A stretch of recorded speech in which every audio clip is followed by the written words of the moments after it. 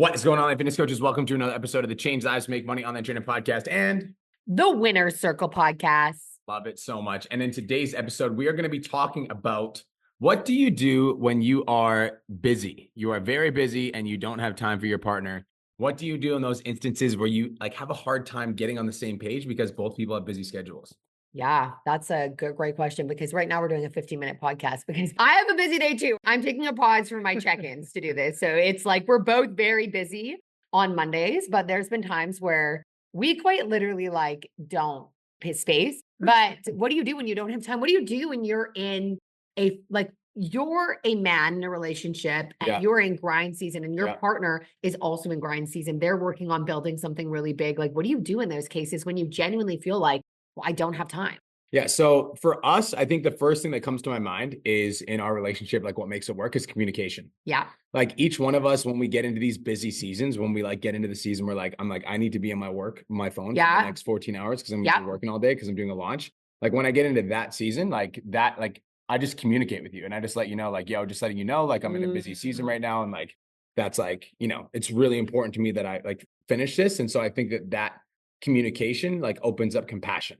So you know what I think that one of the issues is with this though, is that that's what we do, which is great. But what happens is we'll be out of that season of needing to be on our phone, but then we've now built the habit of being on our phone. So there's been times where you and I have been do not need to be on our phone and it's 8 p.m. and we're in our bed. So I think there's also a level where a lot of people are so unaware of season changes in their fitness journey, season changes in their business, right? So they build the habit of grind that they don't know how to take a step back. So that's an interesting conversation that you have about seasons. Cause I literally this morning, cause we usually get up at 3:30 in the morning, 4:00 in the morning. And Not me anymore. Well, recently we've been getting up at 5:30. Yeah. And I was just I set my alarm for 4:00 this morning. And then I ended up getting out of bed and moving at 5.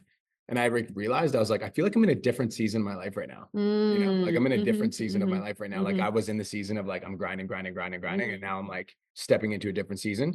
But in that, so there is grind season and both of us have been in these places where we're the most important thing is that we need to get this fucking work done. And then when I think that there comes a time where it's not necessarily in the transition of seasons, which I don't really know how that happens or when it happens or whatever. But I think that what usually ends up happening with us is one person will draw a boundary with another person. Yeah. Right. And I think the way, because you're I don't know how, when, where, I think the reason, I think how a season is changing, and this is just me personally, and maybe you have something different. Yeah. For me, it's I start to feel guilty being on my phone because I know I'm doing something that I don't need to. Yeah. And I've just carried on that habit. When it comes to my workouts, it's my back is sore, but I'm still doing a fucking deadlift. Yeah. What? To prove what? So I think you guys, how is your body tells you, but are you in tune with your body enough to listen? Yeah. Do you know what I mean? It's there's grind seasons where you're just gotta grind. But then all of a sudden that season is over and then you're going to pick up your phone and there's going to be a little bit of guilt there. Whereas if this is a fucking $1 million month and I need to be on my phone, that guilt isn't going to be there because you know that you need your. I also think that when it comes to we've transitioned to season changes, fucking topics. Yeah. I also think that when it comes to season changes for me, a big thing that lets me know that it's a change of season is I start feeling fucking resentment towards what I'm doing. Yes. And you also will be I'm going to get a fucking Fitbit and I want to wake up earlier. You have that desire, right? You have that desire to wake up earlier. Yeah. I think that a busy schedule is so aligned with season changes because I think the biggest problem with busy schedules, people don't recognize the season change. And I think that I used to be the type of person that would I was working to work. Yes. I was just working for the sake of working. I was just I'm going to work as hard as I possibly can so that I can build this legacy, so I can build my Instagram, so I can build my business. I was just committed to work and I was committed to work at the expense of everything. And I'm not going to lie. I'm very obsessive. When I have a task at hand that I need to focus on, I'm very obsessive and it has definitely caused problems in our relationship where I'm just too obsessive for too long. And one thing I've realized lately is literally Brian's fun was work. Brian's work was work. Brian's sleep time was waking up and working. Brian's dreams were work. And so there was no and if we were to do things outside of work, I always felt guilty. I'm dragging him to do this thing that he doesn't want to do. Whereas now it's he'll actually be excited. He'll be well, this is fun. I like this, but I think in order for you to do that, you had to go through the uncomfortability of like, I can put my phone away and not work and actually enjoy this moment presently. And it probably felt weird and it probably wasn't fun in that moment. But now it seems like you've actually like stepped away. You can actually step away Yeah. and be focused and more present in like those family moments. Well, I think that like the only way that I got to that point is like, because everybody, the reason people get busy is because they want to be successful, Mhm. right? Like I'm working on my shit, I'm working on my content, I'm working on my business, whatever it is, so that I can be successful. And so what I realized is after, making $25 million in sales and realizing that yeah, I can buy more things, but like my quality of life, like in terms of like how I feel on a day-to-day basis, in terms of like my happiness, has almost everything to do with my relationship with my friends, my relationship with my significant other, and like what I'm doing in my spare time. Like if I'm not like, don't get me wrong, I love what I do, like, and I love working, which is why I work so hard. But like, if I don't have a good relationship with my significant other because I'm not making time for them, like that to me is not a good quality of life. So if you're sacrificing the things you love in order to keep up with your busy schedule, that's a sign that you need to modify your busy schedule. Dude, and 100%. And the reason I titled the podcast, like, what do you do when you don't have time for your partners? I think that a lot of people approach the conversation from a different way.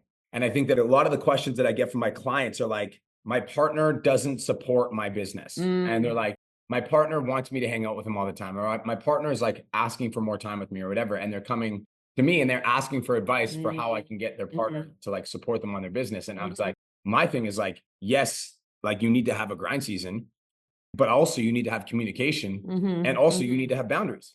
Yeah. Because it's like, if you're just working on your business and you're not telling your partner what you're doing or why you're doing it or how long it's going to be, and you're just like at your computer, you're just at your desktop when your partner is like, has time off of work and they want to spend time with you and you haven't clearly communicated like what it is you're doing, why it's important to you, how long it's going to take, whatever. It's like, how can you expect your partner to be on board or understand?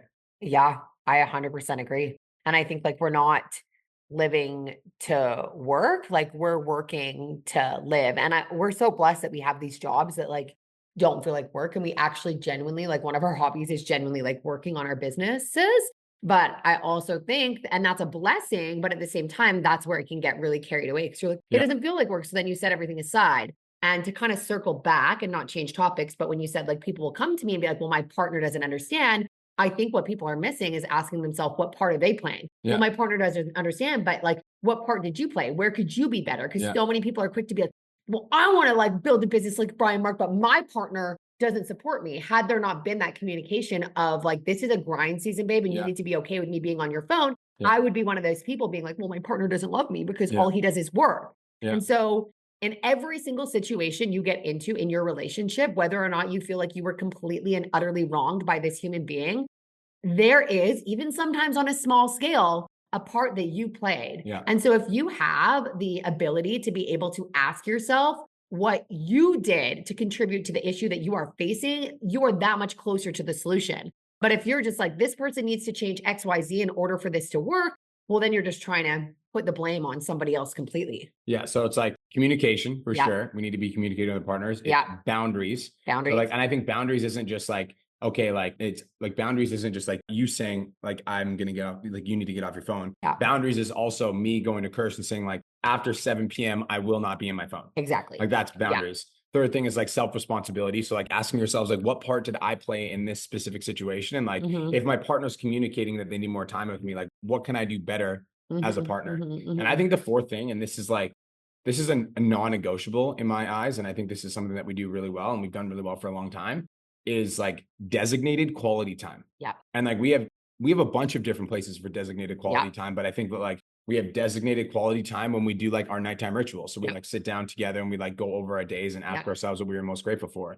But we also have designated quality time when we like go to the gym together. We're like at the gym doing a workout together. We also have designated quality time when we're like going to the hot tub and we're doing a cold plunge. We also have designated quality time where we're like going out for date night. Like weekends are mostly, So I think that like having that, like we're so committed to our business so often and we like never miss an appointment. Like if we have an appointment, we show up. If we have a sales call, we show up. If we have a coaching call, we show up. Then when it comes to our partner, what I've done in the past is only left whatever space is left in my calendar instead of making it as big of a priority as my business. Yeah, I agree with that wholeheartedly. And I think another thing I just want to add, because I think this is important too.